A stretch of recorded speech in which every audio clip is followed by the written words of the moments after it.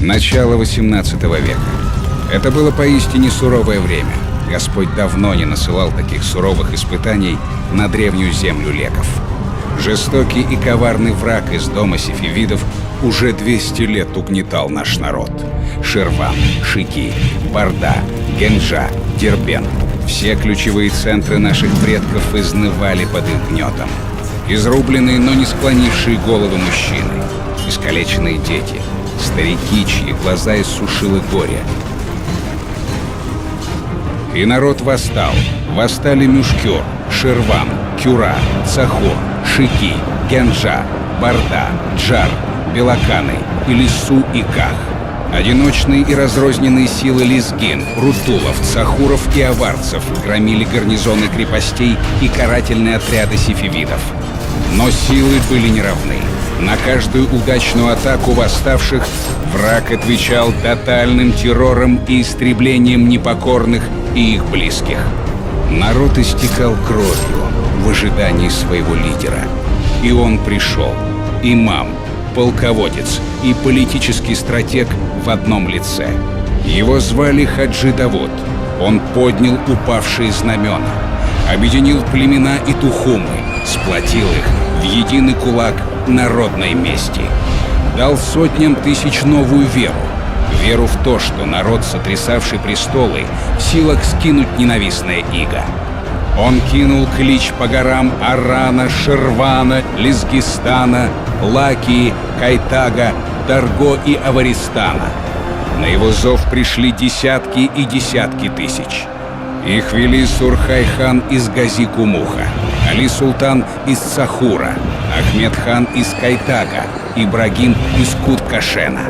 1721 год стал для сефевидов жестоким уроком, который они запомнили на всю оставшуюся жизнь. Стремительной лавиной горцы сокрушили неприятеля и освободили Шимаху, столицу Ширвана. Взяв Шимаху, Хаджи Давуд воссоздал в Ширване суннитское государство. Он раздвинул его пределы за счет соседних земель и городов, освободил древнюю столицу Кавказской Албании, город Барда. Хаджи Давуд присоединил к своей державе Карабах, взял штурмом Ардебиль, родину династии сефевидов, принесший столько бед нашей истерзанной родине. Он правил Ширваном 7 лет. Это было поистине золотое время для наших предков. Время осознания себя настоящим народом. Время наслаждения победой и свободой. Время единения под твердой рукой справедливого правителя Хаджи Давуда. Османский султан признал его ханом Ширвана, подчеркнув его заслуги и авторитет среди всех остальных лидеров Восточного Кавказа. Но большая политика, интриги и предательство союзников сделали свое дело. Имам и правитель Ширвана Хаджи Давуд был вероломно схвачен и сослан вглубь Османской империи. Господу было так угодно, что сын, вернувший свободу родной земле, оказался похороненным на чужбине. Но его родила и взрастила лезгинская земля, и он обильно полил ее своей кровью. Сегодня, конечно, не 18 век, но наш народ так и не обрел своего счастья. Разрезанный пополам между двумя государствами, теряющий язык, историческую память и традиции предков, забывающий, кто он и откуда, потерявший имена великих предков, променявший веками выкованный дух на мишуру потребительской цивилизации.